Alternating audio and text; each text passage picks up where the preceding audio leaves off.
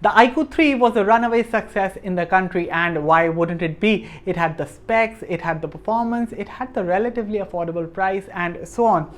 So this is the iQOO 7, the company's brand new offering, and it has been priced reasonably well in my opinion, and I have to say I am very impressed. Hello everyone, my name is Aman Rashid, you're watching Mr. Phone, and this is my review of the iQOO 7 5G in this beautiful solid ice blue color variant. Now before we start, please subscribe to our YouTube channel if you haven't yet, or if you're new here, and also press that bell icon and turn on all notifications so that you're notified whenever a brand new video drops. With that being said, let's get started.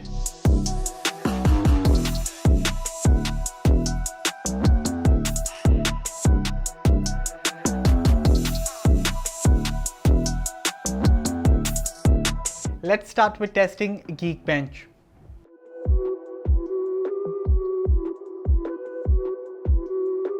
So after the first run, very interesting results. While the iQOO scored higher in the single core performance, the Vivo did better in multi-core. Let's do 2 more runs and see what we get.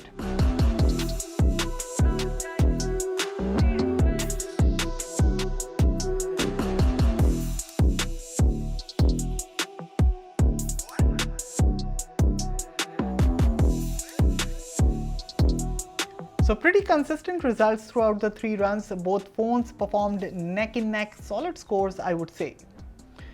Now let's go ahead and test AnTuTu.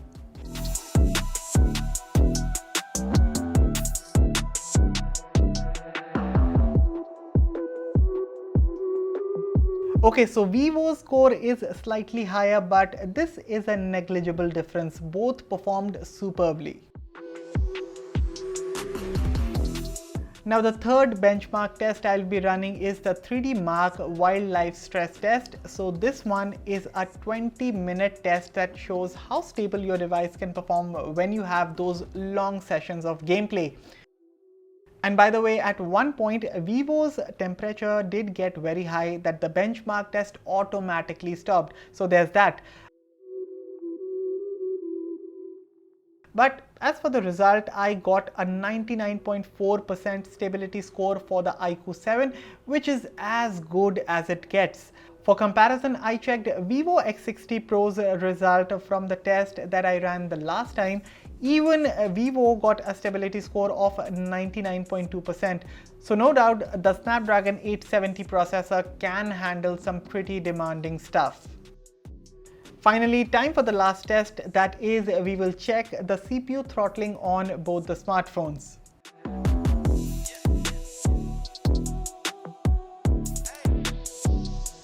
And after a 30 minutes stress test, as per the results, the iQOO 7 throttled 74% of its maximum performance in comparison to slightly better showing by the Vivo, as the X60 Pro throttled 79% of its maximum performance.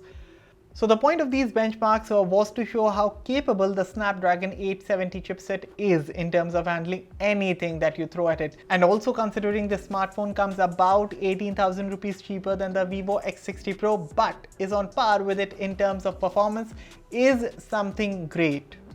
Yes, the Snapdragon 870 processor does have the tendency to run hot at times, but with the iQOO 7, the company has done a fabulous job with the optimization and the thermal performance. Now iQOO says there's a large graphite layer liquid cooling system inside here, and I assure you guys that the thing works.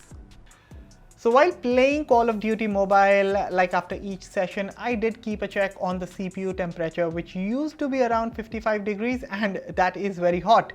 The thing is, on the surface, the phone barely felt warm to the touch, and not even once I felt that the gaming performance throttled, not even once. That is amazing. And I've seen many phone companies boast about liquid cooling system and stuff, but this cooling system right here inside the iQOO 7 actually does the job. Apart from this, thanks to the dual chip, game display enhancement instantly enhances the visual quality, that is the colors, contrast, etc. while gaming, and you can actually see the difference in real time when you enable or disable the feature. And this is achieved through an algorithm wherein a transition frame is squeezed in between two frames, thereby giving you higher frame rates than the native frame rates that you would usually get. Do note this feature only works for games that support it. For example, Call of Duty does, and the game ran flawlessly. For Asphalt 9 Legends, this feature didn't work, but nonetheless, with or without game frame interpolation, I have zero complaints from the smartphone when it comes to gaming performance. And one last thing that I want to touch down upon before I close the gaming section is the vibration motor. This is something that I can't show you, but the vibration feedback that you get from the 4D linear motor that iQOO calls it, it is precise and sweet. Take my word, you won't be disappointed. Now, not everything is perfect with the iQOO 7, and my only gripe with the smartphone is its 4400 mAh battery. Don't get me wrong, it is going to last you a full day just like any other modern day smartphone, but considering this is a gaming phone and so you would be putting this one through its paces most of the times, I wish there was at least a 5000 mAh battery present here. But then again, you get a 66-watt fast charger, so even if you do run out of juice, you can quickly top up from 0 to 100 in about 30 minutes. In my case, I consistently used to charge the smartphone around the 25% battery level, which took me about 15 to 20 minutes to get the iQOO 7 to 100%. This is impressive. Now, one thing I would have loved to see on this phone is expandable storage. Now, don't get me wrong, 128GB or 256GB storage is more than enough for most of the people, but just in case someone needs more storage on their smartphone, the expandable storage option is not here. So what do you guys think? Let me know in the comments. Also, if you're enjoying this video thus far, then please smash the like button. It would be greatly appreciated, and it also helps us with the YouTube algorithm. And yeah, subscribe to the channel and press the bell icon for all the latest updates. Okay, so quickly touching upon the other areas about the smartphone, well, you're getting a 6.6-inch 120Hz AMOLED display up front with HDR10+ support. iQOO says it can reach peak brightness levels of up to 1300 nits, and truth be told, be it indoors or outdoors, it gets plenty bright and gets the job done. Besides, you also get wide viewing angles, and just in case you want to see the visual quality in comparison to the S20 FE and Vivo X60 Pro, this is what you should expect. The iQOO 7's audio performance is also top-notch. The stereo speakers are Hi-Fi 6 certified, and this is how they sound.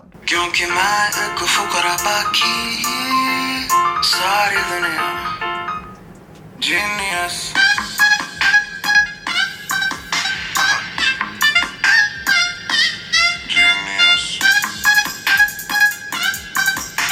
In terms of software, you get FunTouchOS 11.1 based on Android 11. And now I know many of you have asked me why not Origin OS, and well, I really don't have an answer to that. Although about FunTouchOS on the iQOO 7, well, in comparison to the Vivo X60 Pro, I haven't come across a single spam notification, which is great. Now, the bloatware or duplicate or pre-installed apps situation is present here, and unfortunately you still can't uninstall the hot apps and hot games folder for some weird reason. But thankfully, no ads, no spam notifications, and I feel the overall aesthetic of FunTouchOS looks nice. Even in terms of functionality, I think it is very responsive. You get to see smooth transitions and animations. I can say that it is well optimized.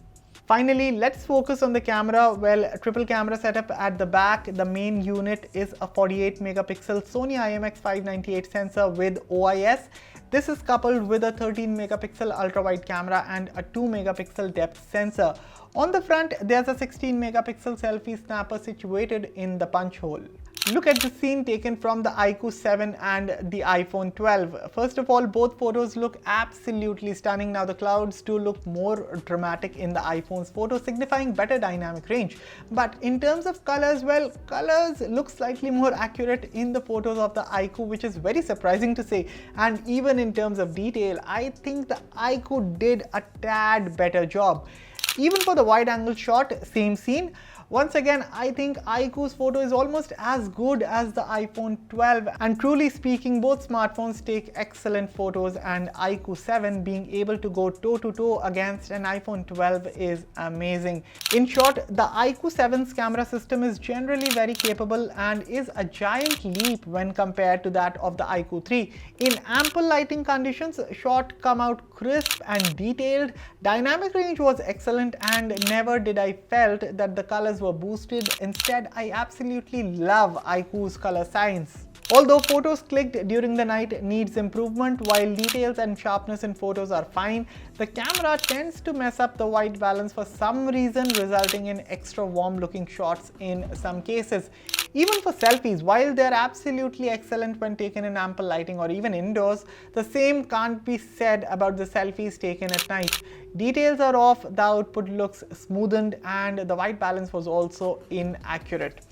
As for video recording, the camera can shoot up to 4K 60 FPS, and once again I was impressed with how the camera deals with colors, details, dynamic range, and even pans and tilts were so smooth. Now stabilization, despite having OIS, I think that requires a little work. Now I didn't notice any judders while recording, which is good, and that is what we expect from OIS, but I think the movements need to be improved. Maybe a software update would help. Now here's the selfie video sample. Shooting the front-facing video sample on the iQOO 7. So this is a 1080p video recording at 30 FPS, and that's the max that you can achieve on the front-facing camera of the iQOO 7. So guys, tell me, what do you think about the color reproduction, the details, the dynamic range for that matter? I don't know if you can even how do I even test the dynamic range right now? It's evening time right now, but yeah, otherwise I think so the quality of the video is very decent. For the colors, to me, look very good on the screen. The details are also looking nice. The only gripe that I do have is with the stabilization. I think so the stabilization could have been better, and companies really need to start working on the front facing camera regarding stabilization. But otherwise, in terms of output, I think so the iQOO 7 is doing a very good job for this video sample that I can see right now on the screens. So tell me guys, what do you think about the overall output, the color, details, the audio especially, and yeah, let me know in the comments. Summing things up, the iQOO 7 is one of the best phones that money can buy, around 30 to 35,000 rupees. Without a doubt, it has a gorgeous display. I love the blue color and the matte rear texture. The performance and gaming on this phone are top notch, haptics are good, audio output is also good, and the camera performance, that is in ample lighting conditions, is excellent. Although camera performance does need improvement at night, but that's just one area I am willing to ignore, considering the starting price of around 32,000 rupees. Trust me, if you buy the iQOO 7, you can't go wrong. And that's about it for the video guys. This was my review of the iQOO 7 5G. So what do you guys think about the smartphone? Let me know in the comments below, and as always, thanks a lot for watching, and for all the latest in tech, stay tuned to Mr. Phone. See you guys in the next one.